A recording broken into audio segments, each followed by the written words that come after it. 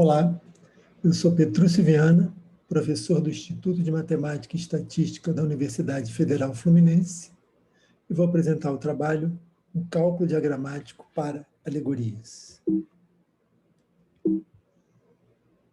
Eu vou falar os objetivos gerais, explicar o que são alegorias, apresentar uma linguagem diagramática para as alegorias, apresentar um mecanismo de inferência para essa linguagem, para tratar de deduções em alegorias, e vou apresentar algumas perspectivas sobre o trabalho.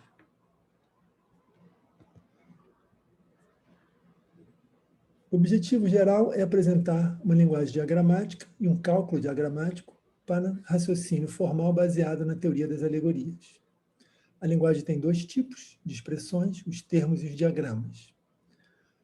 As igualdades entre termos correspondem às igualdades usuais da teoria das categorias e da teoria das alegorias. E as duplas inclusões entre diagramas, que são equivalentes a igualdades, são usadas para provar as igualdades entre termos. Então, nesse caso, eu estou apresentando uma aplicação dos diagramas para provar igualdades entre termos.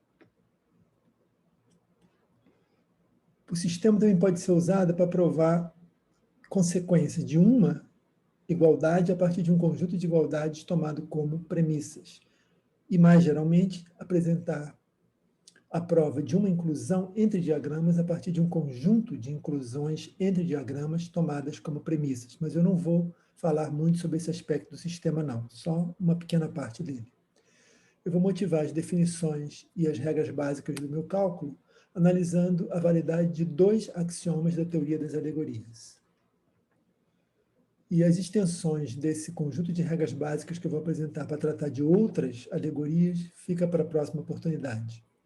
O sistema que eu vou apresentar é uma alternativa a outros sistemas que já existem para esse mesmo fim, mas tem a característica de não usar diretamente a regra do homomorfismo. Na verdade, esse trabalho que eu estou fazendo é uma espécie de dissecação da regra do homomorfismo, um estudo dos níveis em que a regra do homomorfismo pode ser aplicada. Bom, alegorias são categorias que têm conjuntos como objetos e relações ao invés de funções como operações binárias. Desculpa, relações ao invés de funções como morfismos.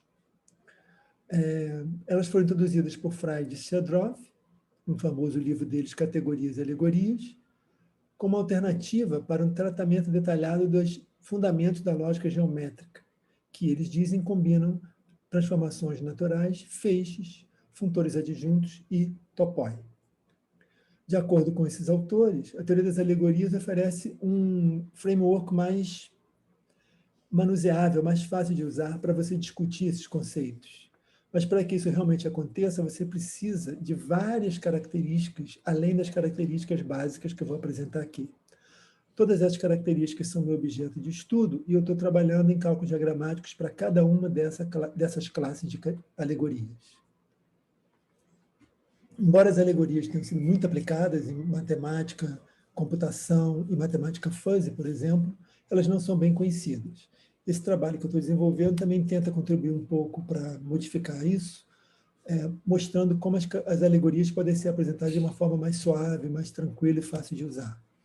Eu espero que essa apresentação que eu vou fazer aqui motive vocês a prestar mais um pouco de atenção nas alegorias. Bom, formalmente, uma alegoria é uma categoria cuja classe de morfismos tem duas operações, fechada para duas operações, para uma operação e uma relação, a operação de interseção e a relação de inclusão.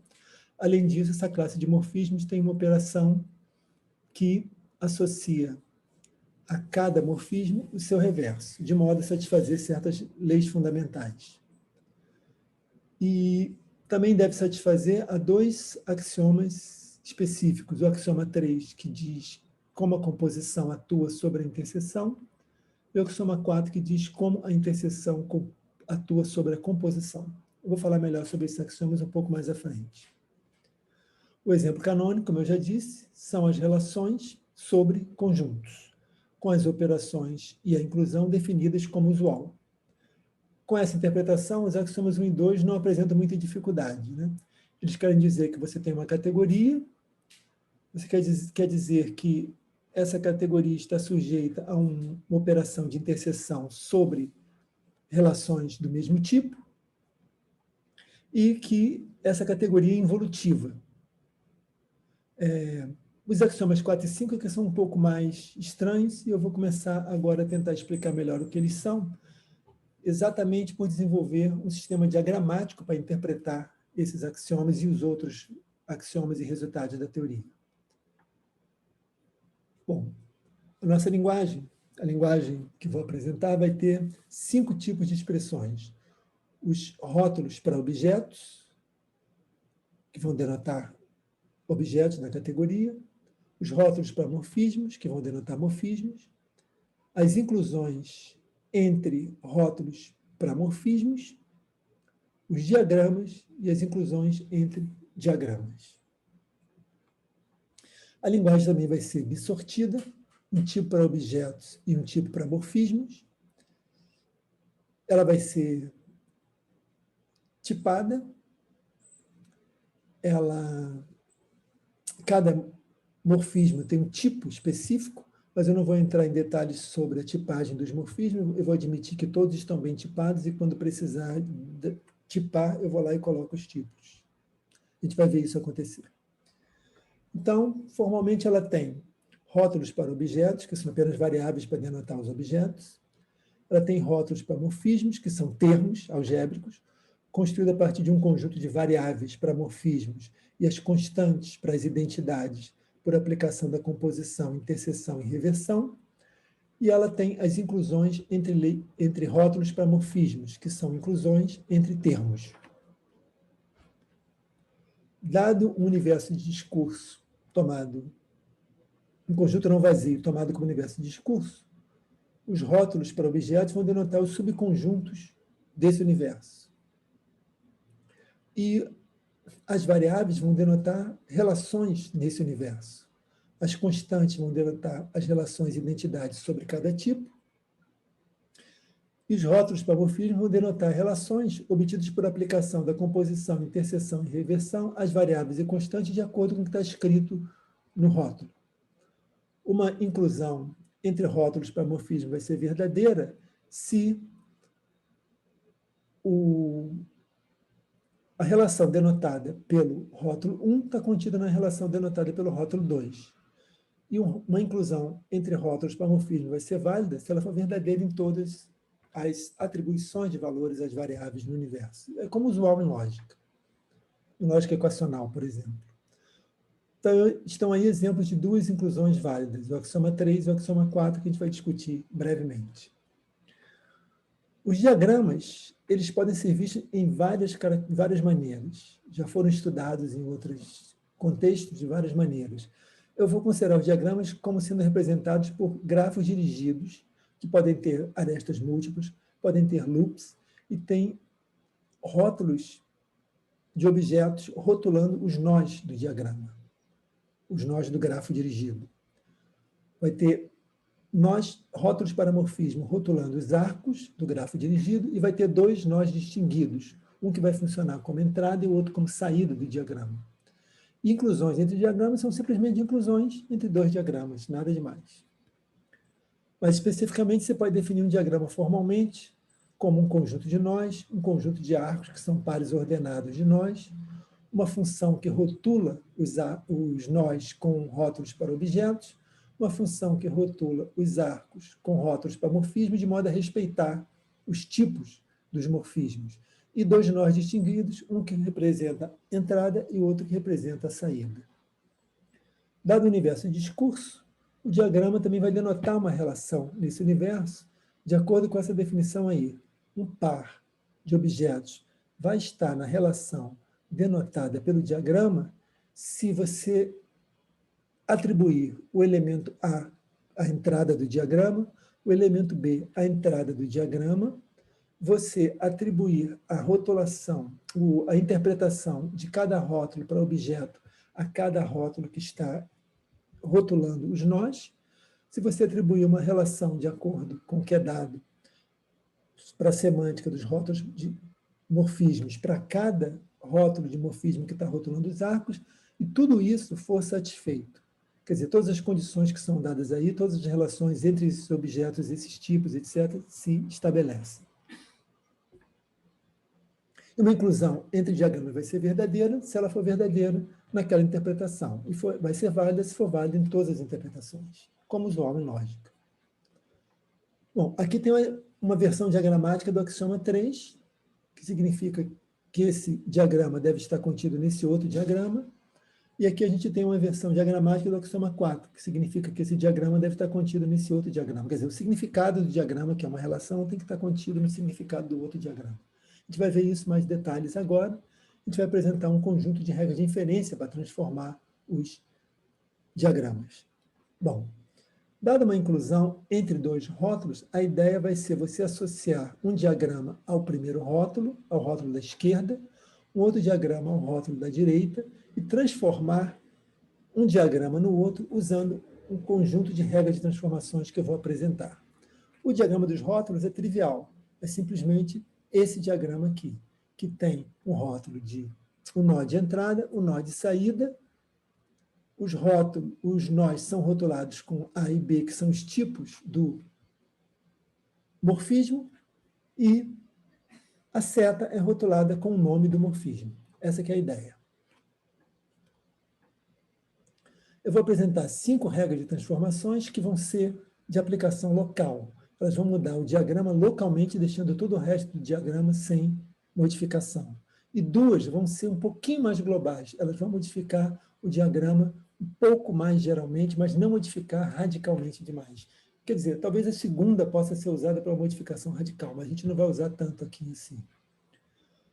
Inicialmente, as regras são as seguintes. A primeira regra vai trocar um arco rotulado com uma composição por 2 arcos que representam um passo intermediário dado para a composição poder ser satisfeita. Outra regra vai trocar um arco rotulado pela identidade por um loop rotulado com essa mesma identidade. E outra regra vai apagar esse loop. Uma outra regra vai trocar um arco rotulado com a interseção por 2 arcos paralelos, cada um recebendo um dos rótulos da interseção. Isso quer dizer que os 2 arcos têm que ser satisfeitos ao mesmo tempo. E uma outra regra vai simplesmente reverter um arco que representa a reversão de uma relação. Então, por exemplo, eu posso aplicar, para eu entender que esse axioma é válido, eu vou aplicar o seguinte procedimento. Eu vou pegar o rótulo do termo do lado esquerdo, do diagrama do termo do lado esquerdo, e vou pegar o diagrama do termo do lado direito e vou usar meu conjunto de regras para transformar um diagrama no outro. Isso vai ser feito da seguinte maneira. O diagrama do termo do lado esquerdo, por definição, é isso que está aí. Esse diagrama que está aí. Entrada, saída, o tipo da relação expressa nos nós e a relação representada no arco. Como eu tenho uma composição, eu posso aplicar a regra que sequencializa os arcos e introduzir um passo intermediário que representa a composição. Como eu tenho interseção, eu posso aplicar a regra que paraleliza os arcos e representar arcos paralelos para essa interseção. Então, esse é o diagrama do rótulo do lado esquerdo. Ele representa uma composição seguida de uma interseção, de acordo com o que é dado aí. Toda tipificada e com todos os arcos devidamente rotulados. O diagrama do lado direito é simplesmente, por definição, esse aí. Mas como eu tenho uma interseção, eu posso paralelizar os arcos. Como eu tenho 2 composições, eu posso incluir a sequencialização dos arcos, através da regra de sequencialização. E agora eu tenho o diagrama do lado direito aí. Por isso que a gente representou o axioma 3 daquela maneira lá nos slides anteriores. Bom, o objetivo agora é comparar esses 2 diagramas e tentar entender o que eu preciso para transformar um no outro. Fica claro que o que eu preciso é juntar aquelas 2 letras, aqueles 2 nós rotulados com a letra B ali, com a variável B. Se eu fizer essa junção, eu transformo o diagrama da direita no diagrama da esquerda. Ou, pensando da maneira da esquerda para a direita, se eu particionar, vamos dizer assim, esse B nesses 2 arcos. Então, o que eu preciso é de uma regra que duplica caminhos de comprimento 2. Se eu tiver um caminho de comprimento 2, como que eu tenho aqui eu posso duplicar esse caminho. E como ele aparece aqui, eu posso duplicar ele aqui. Então, a passagem daqui para cá é obtida pela duplicação dos caminhos. Isso quer dizer que sempre que eu tiver um caminho, eu posso duplicá-lo. De maneira mais geral, eu pretendo estudar essa regra da duplicação dos caminhos de comprimento M, para tentar entender como a regra do homomorfismo pode ser dissecada em passos de duplicação de caminhos. Mas isso é uma consequência desse trabalho, quer dizer, posterior a esse trabalho. Bom, então agora que eu tenho essa representação aqui do lado esquerdo, eu tenho essa representação do lado direito através da regra da duplicação de caminhos. O que eu preciso agora para conseguir o diagrama do lado direito é apagar esse passo intermediário aqui. Apagando esse passo intermediário, eu tenho uma transformação que me dá diretamente a passagem do lado esquerdo do lado direito, que é feita dessa maneira aqui, pela sequencialização, pela paralelização, pela duplicação de caminhos e por apagar o pedaço do diagrama. A questão de apagar um pedaço do diagrama é perfeitamente coerente com a nossa semântica, porque se o diagrama todo está colorido nos nós, nos arcos, entrada e saída, e tudo que está expresso ali está consistente com o que é dado no modelo, então, se eu apagar um pedaço do diagrama, a consistência continua. Eu não consigo desestabilizar, vamos dizer assim, o diagrama apagando um pedaço dele, dado que eu tinha um diagrama que representava todas aquelas relações entre os objetos que estavam representados ali. Tá? Então, essa é a regra que apaga um pedaço do diagrama, desde que não seja, claro, a entrada e a saída, porque eu não posso perder a entrada e saída do meu diagrama, a não ser que uma regra me permita colapsar os nós. Muito bem. Então, essa é a demonstração de que o diagrama, de que o axioma 3 é válido. Terminando aqui com o lado direito. A recíproca do axioma 3 não é válida. É fácil a gente ver isso, porque para conseguir a recíproca do diagrama do axioma 3, eu teria que transformar esse diagrama nesse. E para isso eu teria que colapsar esses dois nós aqui. Mas eu não posso simplesmente colapsar esses nós sem saber que os pontos que estão aqui fazendo os passos intermediários da composição são os mesmos. Então, essa própria investigação com os diagramas me dá um contra-exemplo para a validade do axioma 3, um contramodelo para ele. Muito bem. Já sabemos, então, que o axioma 3 é válido e que a recíproca do axioma 3 não é válida. Eu poderia perguntar, então, se existe alguma condição sobre R e ST que tornaria a recíproca do axioma 3 válida.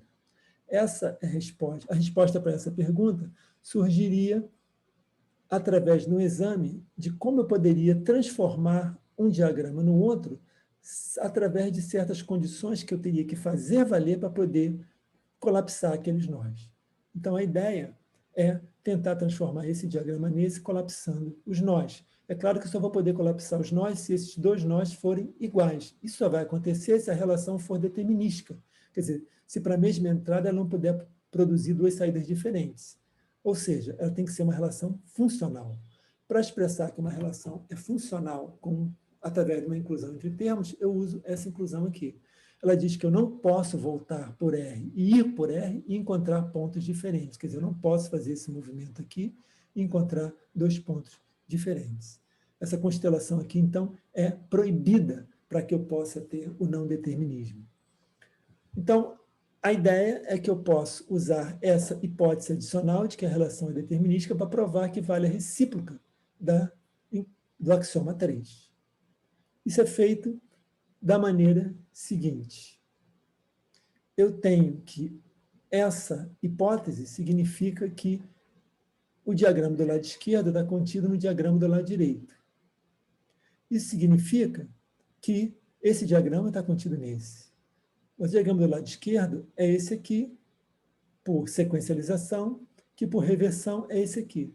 Ou seja, para aquela regra poder ser aplicada, ou aquela regra vai ser aplicada quando toda vez que eu encontrar essa configuração aqui, eu trocar por essa, que é a mesma que essa aqui, pela regra do loop e de apagar o loop. Tá? Então, esse aqui é o ponto da aplicação daquela hipótese. Então, eu vou transformar o diagrama do lado esquerdo, o diagrama do lado direito, sob a hipótese da funcionalidade do seguinte modo. Eu começo com o diagrama do lado esquerdo, paralelizo,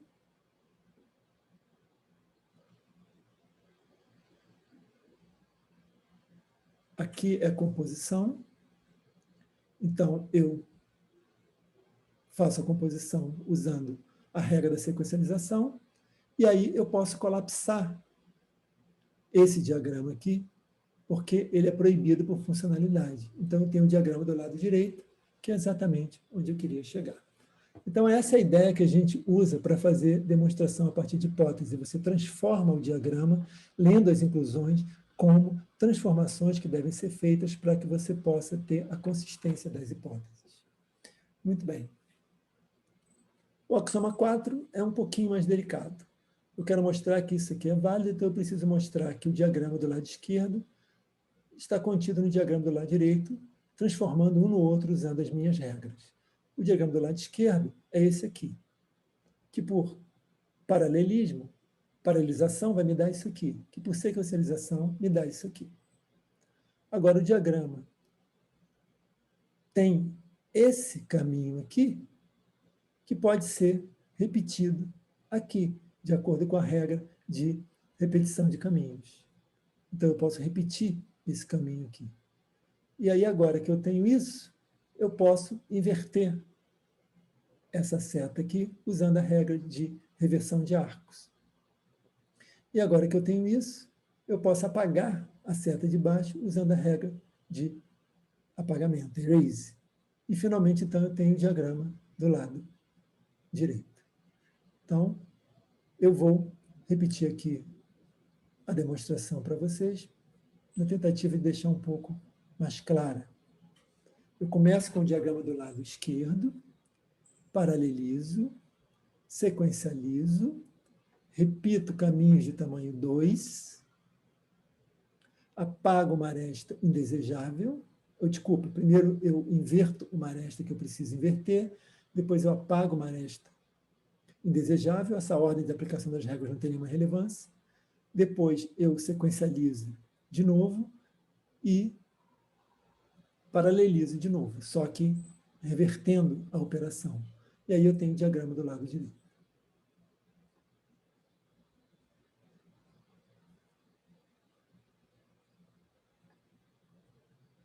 Muito bem.